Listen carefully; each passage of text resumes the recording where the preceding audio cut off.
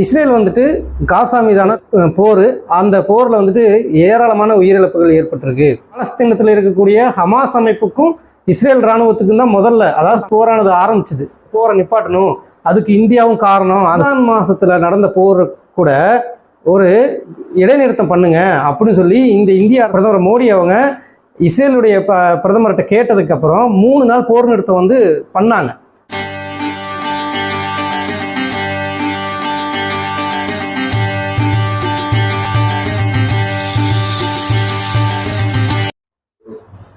வணக்கம். இன்றைக்கி எதை பற்றி நம்ம பேச போகிறோம் அப்படின்னா, 2 நாளைக்கு முன்னாடி தமிழ்நாட்டில் ஒரு ஆர்ப்பாட்டம் நடந்துச்சு. அது எதற்கான ஆர்ப்பாட்டம் அப்படின்னு பார்த்தோம்னா, இஸ்ரேல் வந்துட்டு காசா மீதான போர், அந்த போரில் வந்துட்டு ஏராளமான உயிரிழப்புகள் ஏற்பட்டிருக்கு. அதை வந்து கண்டித்து அமெரிக்காவை கண்டித்தும், அதாவது உலக நாடுகள் கண்டித்தும், இந்தியா அரசாங்கத்தை கண்டித்தும், ஒரு மனிதரை கண்டித்தும் அந்த ஆர்ப்பாட்டமானது நடந்துச்சு. நமக்கு தெரியும், இது வந்துட்டு இன்னைக்கு நேற்று நடக்கிற போர் கிடையாது. அது பல நூற்றாண்டுகளாக அது நடந்துக்கிட்டு தான் இருக்குது. எப்படின்னு பார்த்தா, அந்த இடத்துக்கான யார் உரிமையாகப்பட்டவங்க, யார் பூர்வீகமானவங்கிறதுல ஆரம்பித்த அந்த சண்டை ஒரு கட்டத்தில் என்னாச்சுன்னா, யூதர்கள் அந்த நாட்டை விட்டு வெளியேறக்கூடிய கட்டாயம் வந்துச்சு. அப்போ பாலஸ்தீனத்தில் வந்துட்டு பார்த்திங்கன்னா அரேபியர்கள் வந்து அதிகப்படியான குடியேற்றம் இருந்தாங்க. அவங்க தான் அங்கே இருந்தாங்க. அப்போ யூதர்கள் பல நாடுகளுக்கு வெளியில் போய் அவங்க தன்னை சுயமாக தன்னை மேம்படுத்திக்கிட்டாங்க. அதுக்கப்புறம் நமக்குன்னு ஒரு சொந்த நாடு வேணும் அப்படிங்கிறதுக்காண்டி என்ன பண்ண ஆரம்பித்தாங்கன்னா, பல பக்கம் இருந்து அடித்து வருத்தப்பட்டாங்க. நமக்கு தெரியும், 2ஆம் உலகப் போரில் ஜெர்மனியில் கொத்தா யூதர்களை ஹிட்லர் கொன்னார். அப்படி எங்கேயும் போய் நம்ம அடி வாங்கக்கூடாது, நமக்குன்னு ஒரு தேசம் இருக்கணும் அப்படிங்கிறதுக்காக அவங்க உருவாக்கிட்ட நாடு தான் இஸ்ரேல். அப்போ அந்த இஸ்ரேலுக்கும் அங்கே இருக்கக்கூடிய பாலஸ்தீனிய மக்களுக்கும் பல ஆண்டு காலமாக அது சண்டை எழுந்துக்கிட்டு தான் இருக்குது. அது ஒரு இனப்பிரச்சனை அப்படின்னு கூட வச்சுக்கலாம். அது உலக வரலாற்றில் அது அமெரிக்கா மாதிரியான நாடு அதை ஊக்குவிச்சு தான் வாழ்ந்துக்கிட்டு இருந்திருக்காங்க. ஏன்னா பிரிட்டன் பிரிட்டிஷ் அரசாங்கம் யூதர்கள் அங்கே இஸ்ரேல் வர்றதுக்கு பிரிட்டிஷ் அரசாங்கம் ஒரு காரணமாக இருந்திருக்கு. அப்படிங்கும்போது அது பல வருடங்களாக நடந்துக்கிட்டு இருக்கிற ஒரு போர். அது எல்லா நாடுகளும் சேர்ந்தால் மட்டும்தான் அதை என்ன பண்ண முடியும், அதை நிறுத்த முடியும். ரெண்டாவது, அந்த 2 நாடும் மனசு வைக்கணும் முதல்ல. அதுவும் பாலஸ்தீனத்தில் இருக்கக்கூடிய ஹமாஸ் அமைப்புக்கும் இஸ்ரேல் இராணுவத்துக்கும் தான் முதல்ல, அதாவது ஹமாஸுங்கிறது ஒரு தீவிரவாத அமைப்பு, அதுக்கும் இஸ்ரேல் இராணுவத்துக்கும் தான் முதல் போரானது ஆரம்பிச்சுது. அதுக்கப்புறம் அது மக்கள் மேலே அந்த தாக்குதலாக மாறிச்சு. அதன் மூலமாக நிறைய உயிரிழப்புகள் வந்திருக்கு. இது நம்ம உலகத்தில் நமக்கு எல்லாத்துக்குமே தெரிகிற விஷயம்தான். இப்போ நம்ம என்ன சொல்ல போகிறோம் அப்படின்னு கேட்டிங்கன்னா, தமிழ்நாட்டில் இந்த மாதிரி நீங்கள் ஒரு ஆர்ப்பாட்டம் நடத்துகிறீங்க, அதாவது மனிதாபிமான அடிப்படையில் உயிரிழப்புகள் ஏற்படக்கூடாது அப்படிங்கிற ஒரு நல்ல எண்ணத்தில் நீங்கள் நடத்துகிறீங்க, சரிதான்.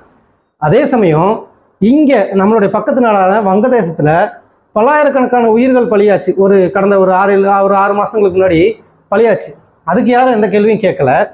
அதுக்கப்புறம் நம்ம காஷ்மீரில் டூர் போன இடத்துல ஒரு சாதாரண பொதுமக்களை, அதாவது டூரிஸ்டாக போன பொதுமக்களை பாகிஸ்தான் தீவிரவாதிகள் இங்கே அடித்து மதத்தை குறிப்பிட்டு பேசி அடித்து அவங்கள கொண்டிருக்காங்க. அதில் அங்கே இருக்கக்கூடிய அந்த டூரிஸ்டுக்கான வழிகாட்டி கைடு ஒருத்தர் இறந்துருக்காரு.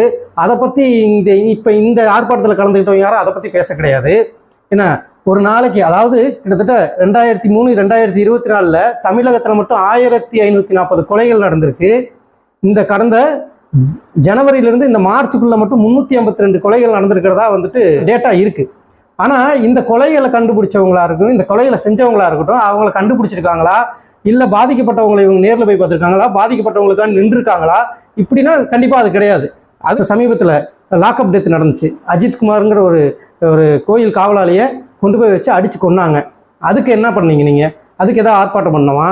ரித்தன்யான்னு ஒரு பொண்ணை வரதட்சணை கொடுமையில் அந்த பொண்ணு தற்கொலை பண்ணிக்கிச்சு. இருந்தாலுமே அவங்க அந்த தற்கொலைக்கு தூண்டுறதுன்னு ஒன்று இருக்குல்ல, அதுக்கு எதிராக நீங்கள் ஏதாவது ஆர்ப்பாட்டம் பண்ணியிருக்கீங்களா? நீங்கள் அதெல்லாம் விடுங்க, சரி, இதெல்லாம் கொலையில் கூட விட்டுருவோம். துப்புரவு பணியாளர்கள் அவங்களோட கோரிக்கைகளை வச்சு ஒரு ஆர்ப்பாட்டம் பண்ணாங்க.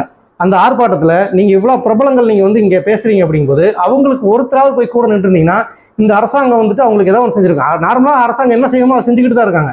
ஆனால் இவ்வளோ பேர் நீங்கள் ஒட்டு மொத்தமாக நாங்கள் மனிதாபிமான அடிப்படையில் அந்த போரை நிப்பாட்டணும், அதுக்கு இந்தியாவும் காரணம் அப்படிங்கிற மாதிரி சொல்லியிருக்காங்க. ஆனால் உண்மையை கொஞ்சமாவது நம்ம யோசித்து பார்க்கணும். ஏன்னா வரலாறு தெரியலன்னா கொஞ்சம் அதை எடுத்து படித்து வேறு எதையாவது கேட்டு கூட தெரிஞ்சுக்கிட்டு பார்க்குறது நல்லது. ஏன் அப்படின்னு கேட்டால், ரம்ஜான் மாதத்தில் நடந்த போர் கூட ஒரு இடைநிறுத்தம் பண்ணுங்க அப்படின்னு சொல்லி இந்த இந்திய அரசாங்கம் கேட்டுக்கிட்டதுக்கு, அதுவும் இப்போ இருக்கக்கூடிய நம்மளுடைய பிரதமர் மோடி அவங்க இஸ்ரேலுடைய பிரதமர்கிட்ட கேட்டதுக்கப்புறம் 3 நாள் போர் நிறுத்தம் வந்து பண்ணாங்க. அந்த போர் நிறுத்தத்தப்ப இங்கிருந்து உணவுப் பொருட்கள் பாலஸ்தீனத்துக்கு அனுப்பிச்சி விட்டாங்க, நம்ம அரசாங்கம் அனுப்பிச்சி விட்டுச்சு. ரெண்டாவது இன்னொன்று பார்த்தீங்கன்னா, அதாவது அந்த போர் நிறுத்தம் வந்து ஒப்பந்தம் பண்ணணும் அப்படிங்கிறதுனால ஒரு 14 நாடுகள் சேர்ந்து ஒருமித்த கருத்தோட போர் நிறுத்தம் ஏற்படணும் அப்படின்னு சொல்லி கையெழுத்து போடும்போது அமெரிக்கா மட்டும் அந்த இதில் கையெழுத்து போடவே இல்லை. ஏன் அப்படின்னா, அவங்களுக்கு வியாபாரம் நடக்கணும். ஏன்னா அவன் ஒரு நாட்டுக்கு ஆயுதம் கொடுக்கணும், அவங்க ஏதாவது பண்ணால் மட்டும்தான் என்ன பண்ண முடியும், அவங்களால சர்வை பண்ண முடியும். அப்படி இருக்கும்போது நீங்கள் அமெரிக்காவை சொல்கிறது சரிதான் ஏன்னா, ஆனால் இந்தியா என்றைக்கும் போற விரும்புகிற நாடு கிடையாது. ஏன் அப்படின்னு கேட்டால், நீங்கள் நல்லா யோசிச்சு பார்த்தா தெரியும், ரஷ்யா உக்ரைனுடைய போர் 3 வருஷமாக நடந்துக்கிட்டு இருக்கு. ஏன்னா அதே மாதிரி இஸ்ரேல் பாலஸ்தீன போர் 100 ஆண்டு காலமாக அந்த பிரச்சனை இருந்தாலும் போராக மாறி இருக்கிறது அப்படிங்கிறது இப்போ இந்த கடந்த 2.5 வருடங்களாக தொடர்ச்சி அது நடந்துக்கிட்டு இருக்கு. ஆனால் இந்தியா ஏன் போர் விரும்புறதில்லை அப்படிங்கிறது, நம்மளுடைய காஷ்மீரில் நம்மளுடைய பொதுமக்களை அட்டாக் பண்ணி கொலை பண்ணாங்க சரியா. அந்த கொலை பண்ணதுக்கப்புறமா இந்திய அரசாங்கம் போரை கையில் எடுக்கல. யார் தீவிரவாதிகளோ அவங்கள மட்டுமே அழிச்சிட்டு வந்துச்சு. எந்த ஒரு பொதுமக்களும் அதில் சாக கிடையாது. அப்போ போர் தான் விருப்பப்படுறோம், போர் தான் எங்களுக்கு முக்கியம் அப்படின்னு நினச்சிருந்தா பாகிஸ்தான்ங்கிற நாடை பாதி இன்னும் போர் நடந்துக்கிட்டு தான் இருந்திருக்கும், அதை நிறுத்தி இருக்கிறதுக்கு வாய்ப்பே இல்லை. ஏன்னா இப்போ என்ன சொல்லிக்கிறாங்க, அமெரிக்கா தான் போர் நிறுத்தம் பண்ணுச்சு அப்படின்னு சொல்லிக்கிறாங்க. ஆனால் உண்மை கிடையாது. இந்தியா வந்துட்டு என்றைக்குமே போரை வந்துட்டு ஊக்குவிக்கிற நாடு கிடையாது. அதாவது அமைதியும் அன்பையும் விரும்புகிற நாடு. ஏதோ ஒரு நாட்டில் நடக்கக்கூடிய ஒரு விஷயத்துக்கு இவ்வளவு பொங்குறோம், ஆனால் சொந்த நாட்டில் நம்மளுடைய நாட்டில் இவ்வளோ பிரச்சனைகள் நடக்குது. டெய்லி ஒரு விவசாயி செத்துக்கிட்டு இருக்கான். விவசாயிக்கான இந்த ஆர்ப்பாட்டத்தில் வந்து பார்த்தீங்கன்னா, அதாவது ஒரு இனத்தை தன்னுடைய வளர்ச்சிக்காக பயன்படுத்திக்கிட்ட தலைவர்கள் இருக்காங்க, ஒரு சமுதாயத்தை தன்னுடைய அந்த ஒரு வளர்ச்சிக்காக பயன்படுத்திக்கிட்ட நடிகர்களும் அதில் இருக்காங்க. ஏன்னா ஒரு கலாச்சாரத்தை சீரழிக்கக்கூடிய டைரக்டரும் அதில் இருக்காரு. கலாச்சாரம் அப்படின்னா நீங்கள் ஈஸியாக வந்துட்டு பொது வெளியில் வந்துட்டு கெட்ட வார்த்தை பேசக்கூடிய அளவுக்கு சினிமா எடுக்கக்கூடிய அளவுக்கு அங்கே வந்துருச்சு. அப்போ நீங்கள் எல்லாம் ஒரு இடத்துல ஒன்று கூடி நீங்கள் பண்ணுறீங்க அப்படிங்கும்போது நீங்கள் என்ன பண்ணணும், சாதாரணமான மக்களுக்காகவும் நீங்கள் போராடி இருக்கணும், அந்த இடத்துக்கு வெளியில் வந்திருக்கணும்.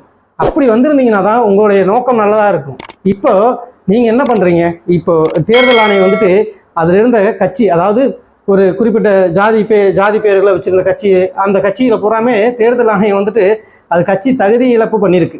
என்ன, உங்களுக்கு இந்த டைமில் ஒரு சீட்டு கிடைச்சாலும் சரி, 2 சீட்டு கிடைச்சாலும் சரி, நம்ம போய் ஒரு எம்பியாவோ எம்எல்ஏவோ இருந்துக்குருவோம் அப்படிங்கிற அந்த மனநிலையில் ஒரு ஆர்ப்பாட்டத்தை கூட்டி, அந்த ஆர்ப்பாட்டத்துக்கு எங்களுக்கு இவ்வளோ கிரேஸ் இருக்குது பாருங்கன்னு காமிச்சு நீங்கள் மக்களை ஏமாற்றிக்கிட்டு இருக்கீங்க.